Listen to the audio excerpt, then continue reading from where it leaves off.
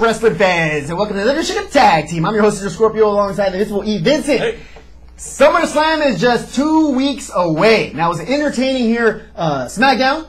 A little lackluster here, Monday Night Raw, but let's get started here with the action, beginning with Smackdown for a change. Smackdown was interesting because it actually built up the very first match for SummerSlam. Yes. Christian versus Randy Orton in a no-holds-barred match. Finally. Yeah, and it's about time. This whole arc between Christian and Randy Orton been going on for a while. If not reaching a resolution, at least as good that a new milestone is going to be hit here. Yeah, cross that path. Whatever. Get that over with. Hopefully, Christian retains the championship because the only guy worse than watching than Randy Orton is Crimson. So hopefully this keeps going. Give him the match. Let Randy Orton get back at the end of the line again, and let's continue with this. But will he?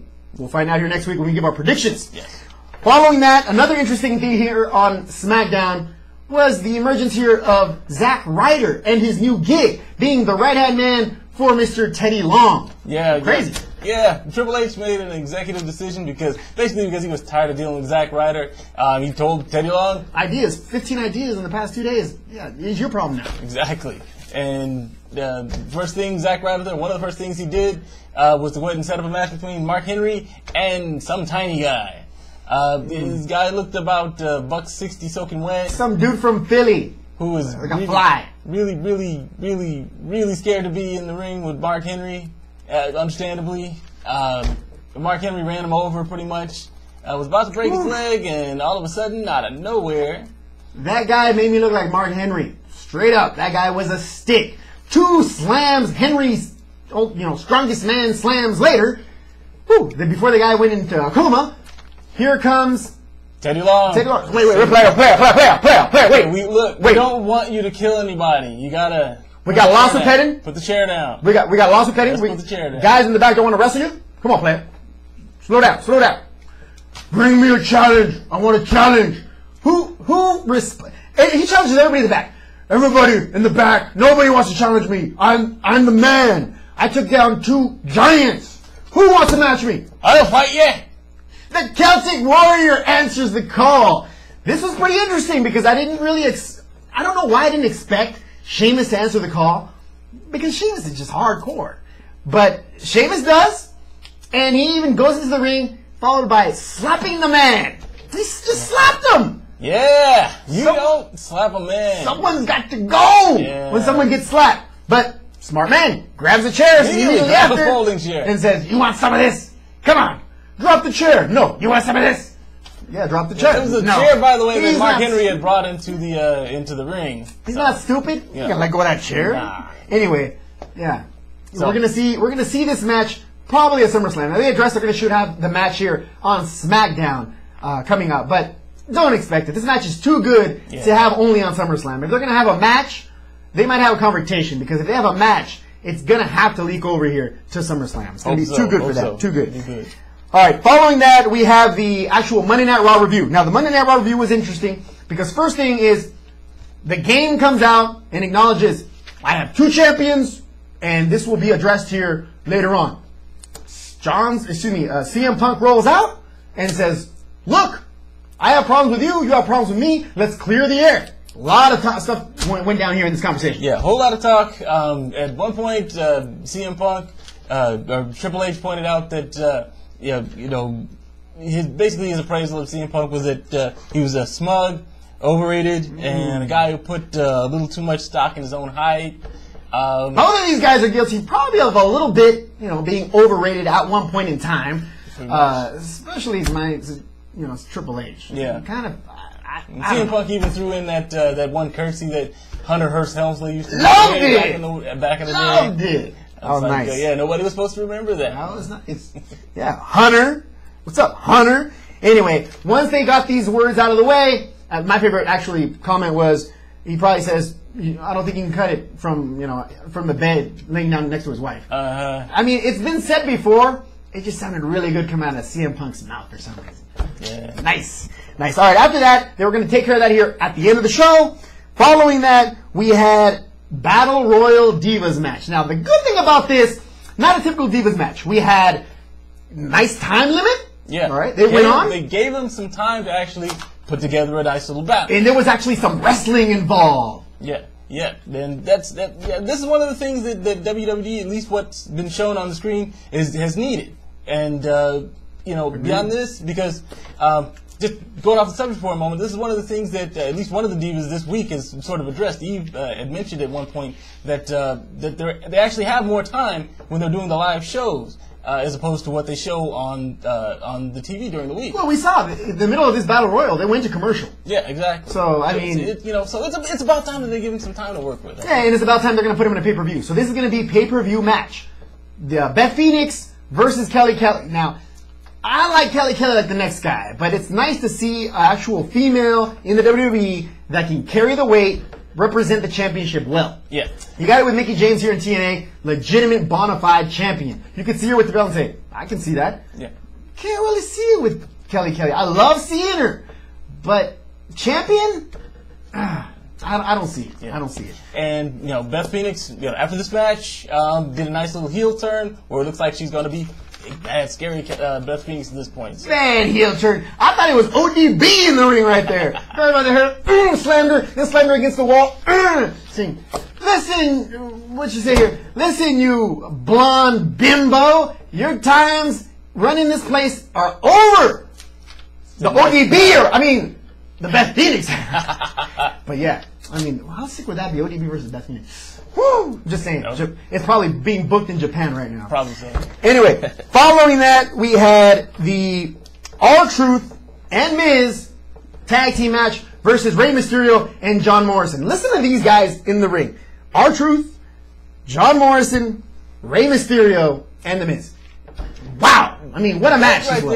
There. This match was a little bit too short, but just right. That group of people in the match is almost pay-per-view style. Yeah, these guys are more than ready to capable of producing a classic match. And it was pretty quick, as you mentioned here. The question is this, because R-Truth ends up winning the match here at the end, but they look pretty good here as a tag team. The Miz and R-Truth, I'm mentioning here. What is the possibility of them continuing with this and being actual a tag team force?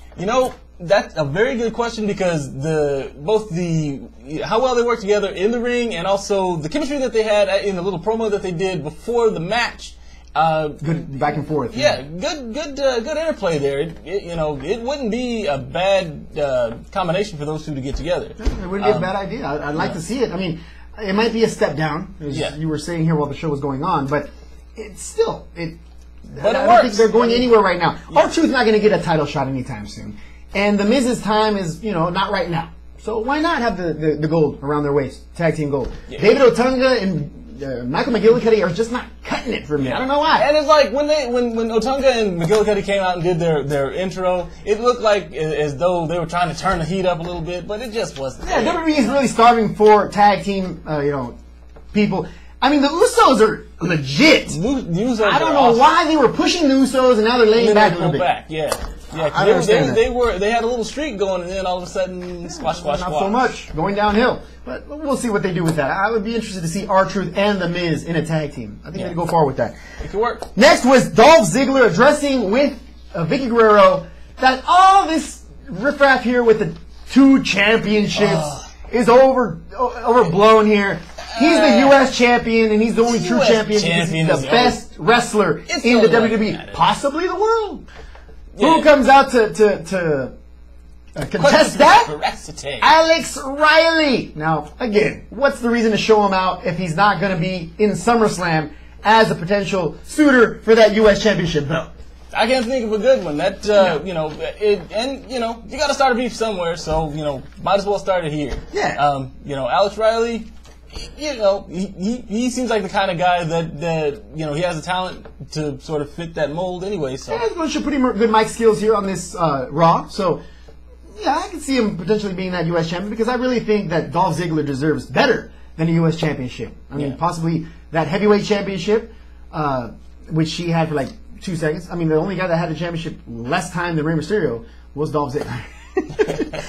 Yeah, that 600th episode of SmackDown was not good to Dolph Ziggler. He got fired and everything. So painful. Anyway, After that, we had Del Rio versus Evan Bourne because it was beat up on Cruiserweight night on Monday Night Raw. That was just ugly. Evan Bourne barely got like the tiniest little bit of momentum at the very beginning, and then afterwards it was just like, God. Who's your daddy? Beat you with a stick. Who's your daddy? It was ugly. It was just terrifying. He beat that fool down. The closest he got to doing airborne was when Rey Mysterio went airborne. Del Rio went airborne and kicked him in the head. Yeah. Anyway, that was quick, short-lived because he did the arm bar, made him give up. Right after that arm bar, he does it again. Another arm bar. And who comes to the rescue? Kofi Kingston. Now, again, what's the reason to show Kofi Kingston if this is not going to be a match for SummerSlam? So expect it. Yeah, that's the thing. And Kofi and Alberto Del Rio have been going back and forth. There's been, the extremely brutal armbar last week. So they already have established beef. This is enough to take Kofi Kingston is, again, just a filler. Because Kofi Kingston is not in the same league as Alberto Del Rio. Alberto Del Rio is future championship material here at WWE. And Kofi is nowhere near that. Kofi will never, ever, mark my words, be WWE champion. Won't ever happen. Wow! Way to step out on a branch. That's never will. Out on there. Yeah, never will. Yeah. I predict, by the way, that the sun is going to come up tomorrow morning. Yeah, I will take that bet. Yeah. Because I'm a risk taker. Anyway, I know you're a risk taker. All these predictions that you're doing. Those predictions don't seem to work out, do they, Invincible? Vincent? If I recall, last time we were even Steven. Even. I'm glad that's par for you. Yeah, that means that you're on the way down. Oh, whatever. All right, we'll see what happens here next week. We'll see. All right. Anyway, congratulations, Ray. I hope you enjoyed your reign. Anyway, now that it's over. After that, what's it feel like to be on a downslide? Not at all. I don't know. Why don't you ask R-Truth? After this, we had CM Punk versus John Cena versus. Did I say John Cena? Yeah, I said John Cena. Versus John Laurinaitis versus Triple H. Why? First of all, why are they allowing John Laurinaitis out of his cage and out from behind the backstage area? Nobody wants to hear. You need John Laurinaitis. Attention. There's this thing called a glass of water. You need to go drink one, clear your throat before you start trying to talk on the mic. Strip him of the belt and strip him too. And after this show, I'm gonna do a stunt with Haji. Yeah, I swear. It seemed like it was Super Dave in the ring here with that voice. I didn't know he sounded that way, but yeah. Good thing he's in the back and doesn't have a mic in his face. For real, yeah.